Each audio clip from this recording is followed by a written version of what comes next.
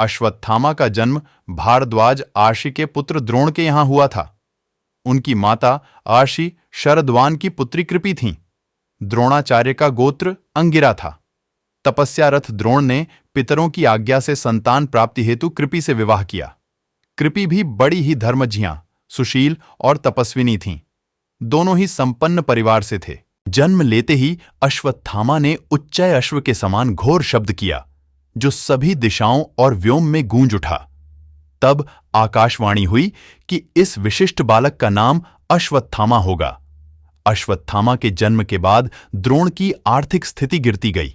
घर में कुछ भी खाने को नहीं बचा। विपन्नता आ गई। इस विपन्नता को दूर करने के लिए द्रोण परशुराम जी से विद्या प्राप्त करने उनके आश्रम गए। द्रोण आश्रम से लौटे तो घर में गाय तक न थी। अन्य आर्षि कुमारों को दूध पीते देख अश्वत्थामा दूध हेतु रोता था और एक दिन द्रोण ने देखा कि आर्षि कुमार चावल के आटे का घोल बनाकर अश्वत्थामा को पिला चुके हैं और अबोध बालक अश्वत्थामा मैंने दूध पी लिया यह कहते हुए आनंदित हो रहा है। यह देख द्रोण स्वयं को धिक्कार उठे। इससे यह सिद्ध होता है कि अश्वत्थामा ने अपना बचपन जैसे तैसे खा पीकर बिताया। उनके लिए घर में पीने को दूध तक नहीं होता था, लेकिन जब वे अपने मित्रों के बीच रहते थे तो झूठ ही कह देते थे कि मैंने तो दूध पी लिया। पिता का अपमान। पिता ने जब बालक अश्वत्थामा की यह अवस्था देखी तो उन्होंने खुद को इसका दोषी माना और वे उसके लिए गाय की व्यवस्था हेतु स्थान स्थान पर घूमकर धर्मयुक्त दान के लिए भटके, लेकिन उन्हें कोई भी गाय दान में नहीं मिली। अंत में उन्होंने सोचा कि क्यों न अपने बचपन के मित्र राजा द्रुपद के पास जाया जाए। वे अपने पुत्र अश्वत्थामा के साथ राजा द्रुपद के दरबार में जा पहुंचे। राजा द्रुपद की राजसभा में पिता की अवमानना बालक अश्वत्थामा ने देखी थी और देखी होगी उनकी विवशता और क्रूर विडंबना कि शस्त्र शास्त्र के झाता भी सत्तासीन मदमत्त व्यक्ति द्वारा अपमानित होते हैं। अश्वत्थामा के बाल मन पर उस वक्त क्या गुजरी होगी जब उनके पिता को वहां से धक्के मारकर निकाल दिया गया। अश्वत्थामा बने शिक्षक और राजा। अश्वत्थामा को लेकर द्रोण पांचाल राज्य से कुरु राज्य में हस्तिनापुर आ गए और वहां वे कुरु कुमारों को धनुष बाण की शिक्षा देने लगे। वहां पर वे कृप शास्त्र की शिक्षा देते थे। अश्वत्थामा भी पिता के इस कार्य में मदद करने लगे। वे भी कुरुओं को बाण विद्या सिखाते थे। बाद में द्रोण कौरवों के आचार्य बन गए। उन्होंने दुर्योधन सहित अर्जुन आदि को शिक्षा दी। आचार्य के प्रति उदारता दिखाते हुए पांडवों ने गुरु दक्षिणा में उनको द्रुपद का राज्य छीनकर दे दिया। बाद में द्रोण ने आधा राज्य द्रुपद को लौटा दिया और आधे को उन्होंने अश्वत्थामा को दे दिया था। उत्तर पांचाल का आधा राज्य लेकर अश्वत्थामा वहां के राजा बन गए और उन्होंने अपने राज्य की राजधानी अहिच्छत्र को बनाया। अब द्रोण भारत भर के सबसे श्रेष्ठ आचार्य थे। कुरु राज्य में उन्हें भीष्म, धृतराष्ट्र, विदुर आदि से पूर्ण सम्मान प्राप्त था। अतः अभावों के दिन विदा हो गए थे। अश्वत्थामा जीवन के संघर्ष की आग में तप कर सोना बना था। महान पिता द्रोणाचार्य से उन्होंने धनुर्वेद का ज्ञान प्राप्त किया था। द्रोण ने अश्वत्थामा को धनुर्वेद के सारे रहस्य बता दिए थे। सारे दिव्यास्त्र, आग्नेय, वरुणास्त्र, पर्जन्यास्त्र, वायव्यास्त्र, ब्रह्मास्त्र, नारायणास्त्र, ब्रह्मशिर आदि सभी उसने सिद्ध कर लिए थे। वह भी द्रोण, भीष्म, परशुराम की कोटि का धनुर्धर बन गया। कृप, अर्जुन व कर्ण भी उससे अधिक श्रेष्ठ नहीं थे। नारायणास्त्र एक ऐसा अस्त्र था जिसका ज्ञान द्रोण के अलावा महाभारत के अन्य किसी योद्धा को नहीं था। यह बहुत ही भयंकर अस्त्र था। अश्वत्थामा के ब्रह्म तेज, वीरता, धैर्य, तितिक्षा, शस्त्र ज्ञान, नीति ज्ञान, बुद्धिमत्ता के विषय में किसी को संदेह नहीं था। दोनों पक्षों के महारथी उसकी शक्ति से परिचित थे। महाभारत काल के सभी प्रमुख व्यक्ति अश्वत्थामा के बल, बुद्धि व शील के प्रशंसक थे। भीष्म जी रथियों व अतिरथियों की गणना करते हुए राजा दुर्योधन से अश्वत्थामा के बारे में उनकी प्रशंसा करते हैं, किंतु वे अश्वत्थामा के दुर्गुण भी बताते हैं। उनके जैसा निर्भीक योद्धा कौरव पक्ष में और कोई नहीं था। अश्वत्थामा का भय। जब राक्षसों की सेना ने घटोत्कच के नेतृत्व में भयानक आक्रमण किया तो सभी कौरव वीर भाग खड़े। तब अकेले ही अश्वत्थामा वहां अड़े रहे। उन्होंने घटोत्कच के पुत्र अंजन पर्वा को मार डाला। साथ ही उन्होंने पांडवों की एक अक्षौहिणी सेना को भी मार डाला और घटोत्कच को घायल कर दिया।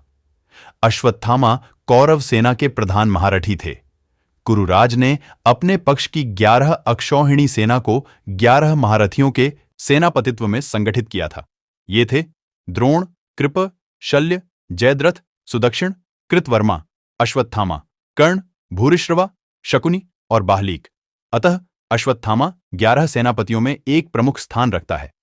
इधर युद्ध में अर्जुन, कृष्ण, युधिष्ठिर, भीम, नकुल, सहदेव, द्रुपद, धृष्टद्युम्न तथा घटोत्कच आदि लड़ रहे थे। उनके रहते हुए भी उनके देखते ही देखते अश्वत्थामा ने द्रुपद, सुत, सुरत और शत्रुंजय, कुंती भोज के 90 पुत्रों तथा बलानीक, शतानीक, जयाश्व, श्रुताह्य, हेममाली, प्रशद्र तथा चंद्रसेन जैसे वीरों को रण में मार डाला और युधिष्ठिर की सेना को भगा दिया था। अश्वत्थामा द्वारा किए जा रहे इस विध्वंस को देखते हुए पांडव पक्ष में भय और आतंक व्याप्त हो गया था। अब अश्वत्थामा को रोका जाना बहुत जरूरी हो गया था। सभी इस पर विचार करने लगे थे, अन्यथा अगले दिन हार निश्चित थी। अश्वत्थामा गज मारा गया। भीष्म के शरशैया पर लेटने के बाद 11वें दिन के युद्ध में कर्ण के कहने पर द्रोण सेनापति बनाए जाते हैं। दुर्योधन और शकुनी द्रोण से कहते हैं कि वे युधिष्ठिर को बंदी बना लें तो युद्ध अपने आप खत्म हो जाएगा। तो जब दिन के अंत में द्रोण युधिष्ठिर को युद्ध में हराकर उसे बंदी बनाने के लिए आगे बढ़ते ही हैं कि अर्जुन आकर अपने बाणों की वर्षा से उन्हें रोक देता है। नकुल युधिष्ठिर के साथ थे, वह अर्जुन भी वापस युधिष्ठिर के पास आ गए। इस प्रकार कौरव युधिष्ठिर को नहीं पकड़ सके। लेकिन द्रोण की संहारक शक्ति के बढ़ते जाने से पांडवों के खेमे में दहशत फैल जाती है। पिता पुत्र ने मिलकर महाभारत युद्ध में पांडवों की हार सुनिश्चित कर दी थी। पांडवों की हार को देखकर श्री कृष्ण ने युधिष्ठिर से छल का सहारा लेने को कहा। इस योजना के तहत युद्ध में यह बात फैला दी गई कि अश्वत्थामा मारा गया, लेकिन युधिष्ठिर झूठ बोलने को तैयार नहीं थे। तब अवंतिराज के अश्वत्थामा नामक हाथी का भीम द्वारा वध कर दिया गया। इसके बाद युद्ध में यह बात फैला दी गई कि अश्वत्थामा मारा गया। जब गुरु द्रोणाचार्य ने धर्मराज युधिष्ठिर से अश्वत्थामा की सत्यता जानना चाही, तो उन्होंने जवाब दिया, अश्वत्थामा मारा गया, परंतु हाथी। श्री कृष्ण ने उसी समय शंखनाद किया, जिसके शोर के चलते गुरु द्रोणाचार्य आखिरी शब्द हाथी नहीं सुन पाए और उन्होंने समझा कि मेरा पुत्र मारा गया। यह सुनकर उन्होंने शस्त्र त्याग दिए और युद्ध भूमि में आंखें बंद कर शोक में डूब गए। यही मौका था जबकि द्रोणाचार्य को निहत्था जानकर द्रौपदी के भाई धृष्टद्युम्न ने तलवार से उनका सिर काट डाला। यह समाचार अश्वत्थामा के लिए भयंकर रूप से दुखद था। पिता की छलपूर्वक हत्या के बाद अश्वत्थामा युद्ध के सभी नियमों को तोड़कर ताक में रख देता है। नारायणास्त्र का प्रयोग। पिता की छलपूर्वक मृत्यु से दुखी होकर अश्वत्थामा मजबूर होकर नारायणास्त्र का प्रयोग करता है, जिसके चलते एक ही झटके में पांडवों सहित उनकी संपूर्ण सेना नष्ट हो जाती। सभी नारायणास्त्र से नष्ट हो जाते, लेकिन पांडवों को इस अस्त्र से बचने के लिए तुरंत ही कृष्ण उनसे अपने अपने अस्त्र त्याग कर रथ से नीचे उतरने का आदेश देते हैं और कहते हैं कि सभी नारायणास्त्र के सामने आत्मसमर्पण कर लो, अन्यथा मारे जाओगे। सभी पांडव और सेना ऐसा ही करती है। समर्पण से ही वे सभी बच सके।